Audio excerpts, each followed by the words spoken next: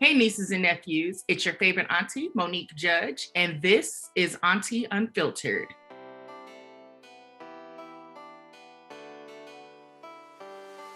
Now, lately on Auntie Unfiltered, I've been talking a lot about doing the most with what you have, right? Making the best of your current situation and focusing on the things that you can control. And one of the subjects that I've touched on before is change, right? The ability to make change in your life, whether it's a big change or a small change. But regardless, anytime you decide to make change, just know that it is never too late to try something different. And my guest today is going to exemplify that for you guys because she is at the top of her game.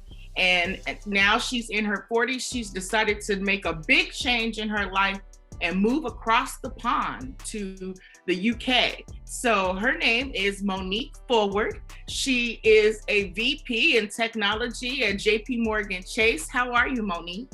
Hi, I'm doing well. How are you? I'm good. Now this is gonna be funny. I'm keep saying Monique, right? Because it's like another Monique. So they don't make us anymore, right? Lately in my life, there has been a flurry of Moniques who have come into my life. You, and then there's another Monique that I just recently met, and I was like, the universe is trying to tell me I need to pay attention to myself by bringing people into my world that have my name. Or you are a VP in technology at JP Morgan Chase. And now with your job, you are going to be picking up and moving. You currently own a home and you're in Texas, and you are going to move your whole life and go across the pond to live in the UK. Talk about that. How did that come about? The team was in the UK. The reason that I came upon the role was networking. One of my old coworkers in the UK knew about it, said, well, you should apply. And he said, oh, well, no, I think they want someone from the UK. And I was like, I'd move to the UK. I don't care. And then later he was like, well, they said it doesn't matter, but go ahead and apply. But that was always in the back of my mind. And how old are you, Monique? I am almost 48. I'll be 48 in April. I had a whole episode talking about ageism and how people think like once you turn 40, your life has stopped, right? You can't do anything new. You can't try anything new. You can't. But we can be constantly reinventing ourselves. Like as the situation changes and we adapt, adaptability is reinvention. When I think about just my life journey, I've been so many different girls. And I'm sure there's more girls in me, but I've been so many different girls. The girl I was, I've been married and divorced and all kinds of things. So sometimes I'll think back to the girl I was in my mid-20s and I'm like, that girl was dumb. What was she thinking? Or even the girl that I was in my mid-30s. She's not the same girl that I am now. And I'm assuming that when I get older, this girl will go away too. So I think being able to understand that evolution and growth, that's it. I mean, that's the game. That's what it is, because that's life, evolution and growth. Like Michelle Obama is like, you're always becoming. You are literally always becoming. And the more you embrace that the only thing constant is change, the easier it is. Hearing about a change sometimes is not easy. And I might throw my little initial tantrum, but then after that, you have to say, okay, well, now I need to pivot. So what do we do to make this work for me? How do I make this work? And you've done that. Like you've taken these opportunities that have happened to you over the course of your life and you've used them to pivot into other things. And it's actually grown you as a person. My day job involves a lot of change. I do a lot of migration projects and things where we're shutting down old products, coming on new trend products, moving stuff and doing things.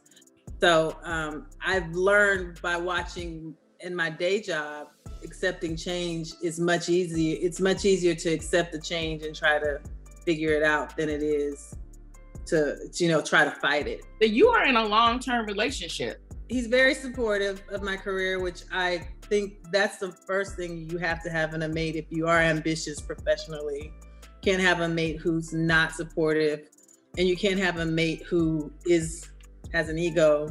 And you have to have a mate who likes successful people or roots, because some men will say they like successful women.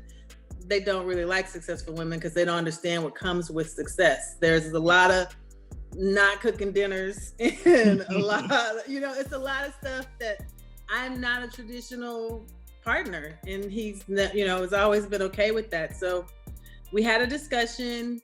He was open to it if he thought he could, but like I said, I'm gone.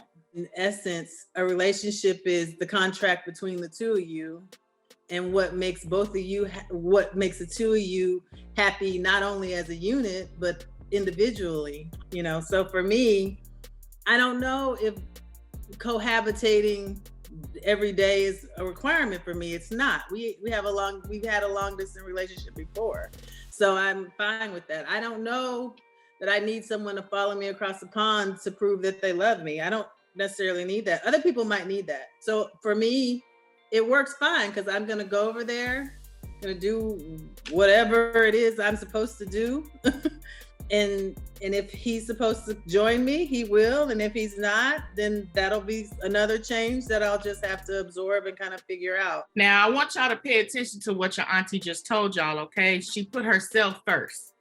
And that's the bottom line. And not in a selfish way, or even if it was selfish. The point is that she thought about what her needs are, what her future is going to look like for her. And that's separate from everything else that's going on. And that's key, right? That's important because like you said, women are always expected to adapt and make these changes for their mates, but rarely is it the other way around. So it's pleasant to see that you made this decision, even knowing that it might shift the dynamic of your long-term love relationship that you're in.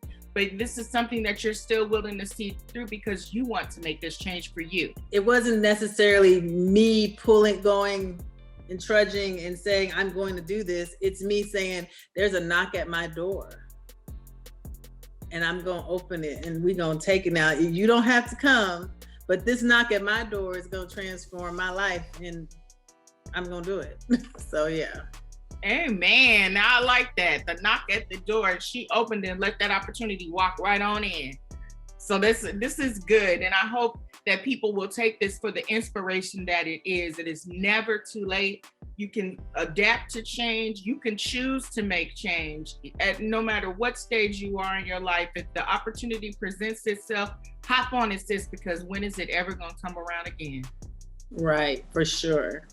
Monique, I'm so glad you came to chill with me and share your experience with everyone. This is amazing. I know that you are going to do big things over there and have a whole different kind of life. We look forward to hearing your stories about what it's like over there. I thank you for having me. It's great to talk about this. I am always trying to talk to especially younger women about putting themselves first and being in the mindset of you are enough, and so move through life like that and stop chasing things to validate. As always, nieces and nephews, I want to hear from you. So if you have questions, comments, concerns, if you need advice, or even if you have a topic that you think Auntie should discuss, hit me up at auntiesubmissions@theroot.com, and I'll see y'all next time. Peace.